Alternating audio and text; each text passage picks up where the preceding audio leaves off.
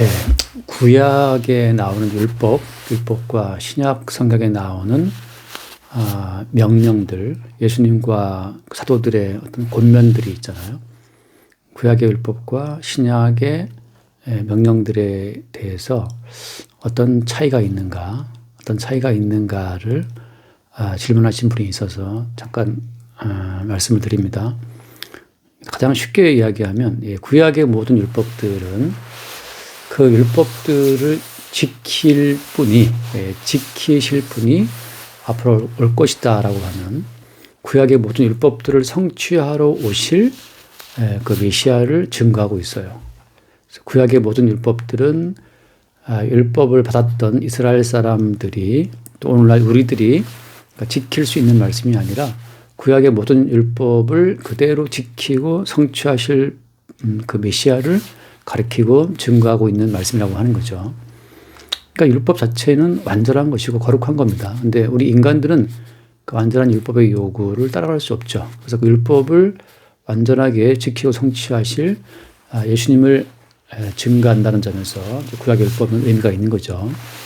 근데 구약의 율법이 그 율법을 성취하실 메시아를 증거한다고 할 때 그럼 이스라엘의 역할은 뭐냐?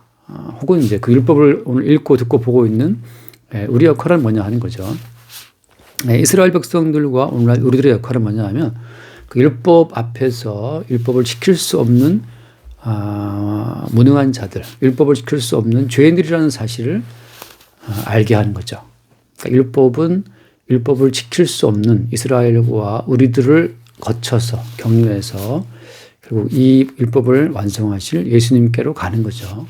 그러니까 우리는 이 율법 자체를 지킬 수 없는 죄인들임을 율법을 볼 때마다 발견하면서 이 율법을 결국에는 성취하실 그 예수 그리스도를 바라보고 그 예수 그리스도를 증거하고 믿는 거죠.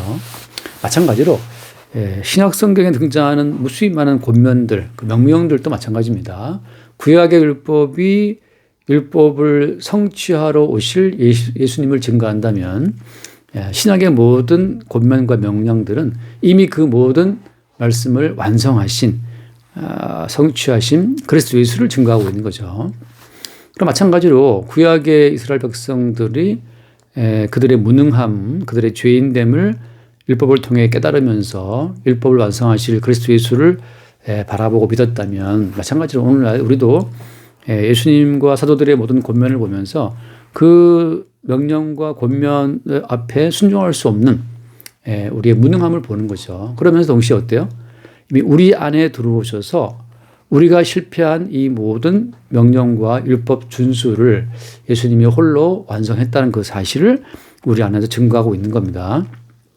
그러니까 짧게 이야기하면 구약의 모든 율법들은 그 율법을 성취하러 장차 오실 예수님을 증거하고 있고 마찬가지로 신약에 나와 있는 모든 예수님과 사도들의 모든 권면은 그 모든 명령을 완성하신 예수 그리스도를 증거하고 있는 겁니다. 그러니까 동일하게 구약의 율법과 신약의 모든 명령들은 동일하게 예수님을 가리키고 증거하고 있는 거예요.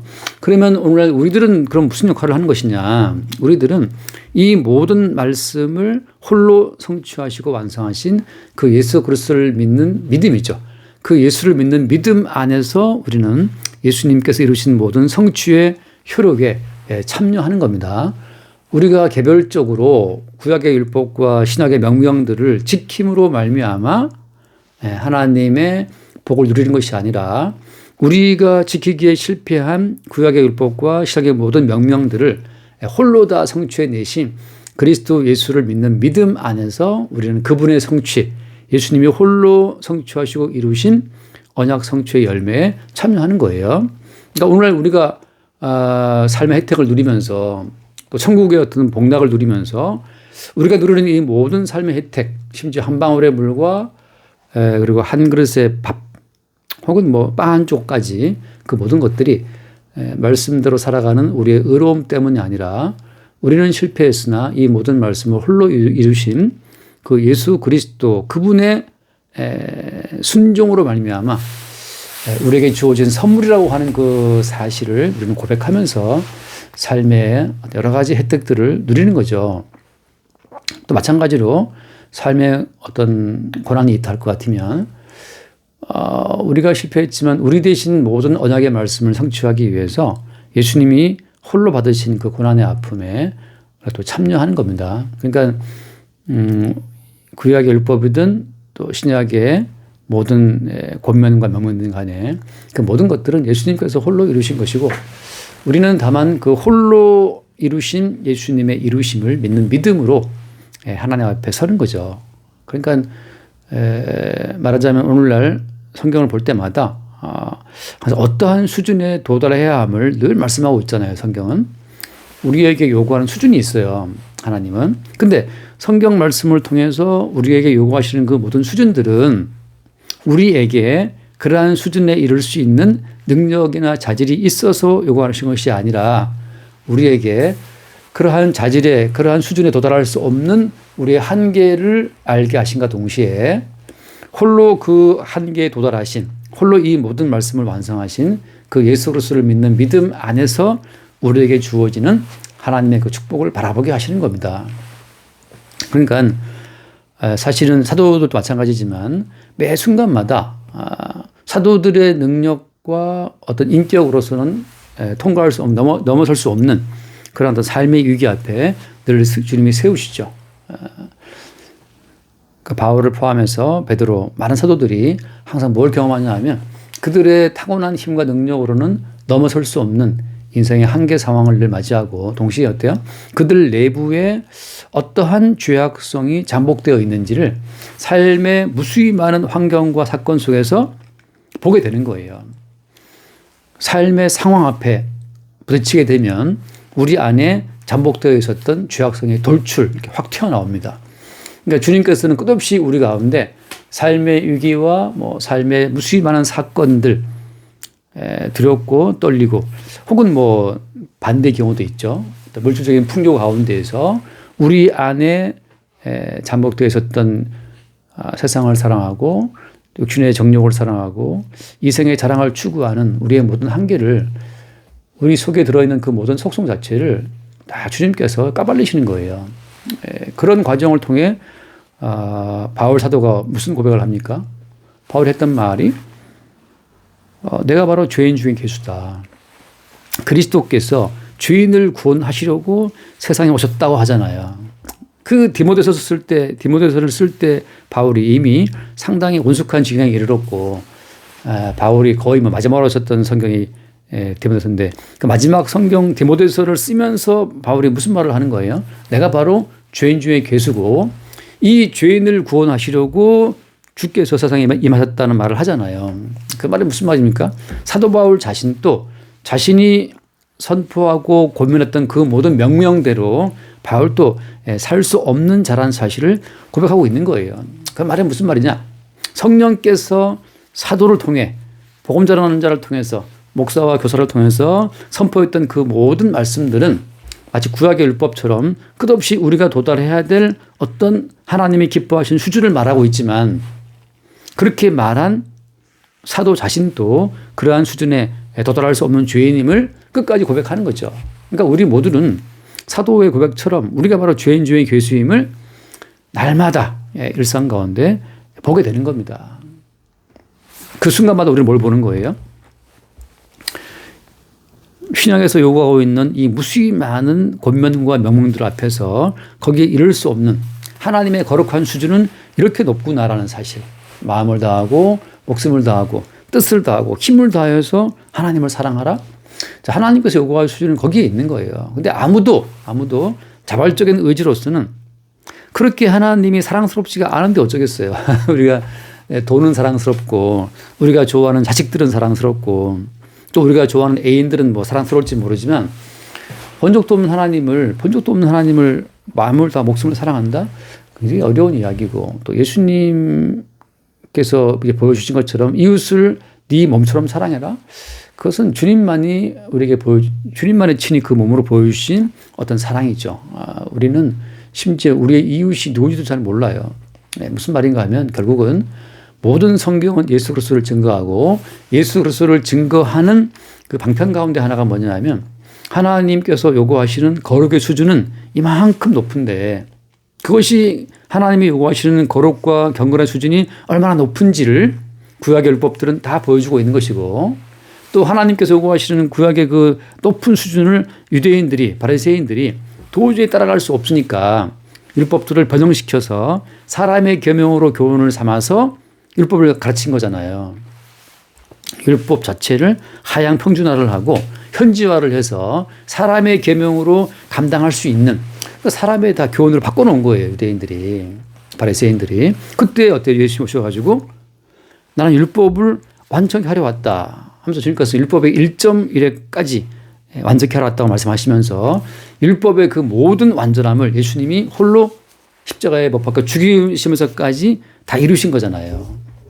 그러니까 우리는 구약의 율법과 신약의 예수님의 모든 권면과 사도들의 모든 명령을 보면서 하나님께서 요구하시는 거룩과 경건의 수준은 한 번도 양보하신 적이 없어요. 하나님의 거룩과 경건 앞에서 우리는 다 죽어마땅한 죄인으로 드러나는 것이고, 우리는 유구무원, 우리 할 말이 없어요.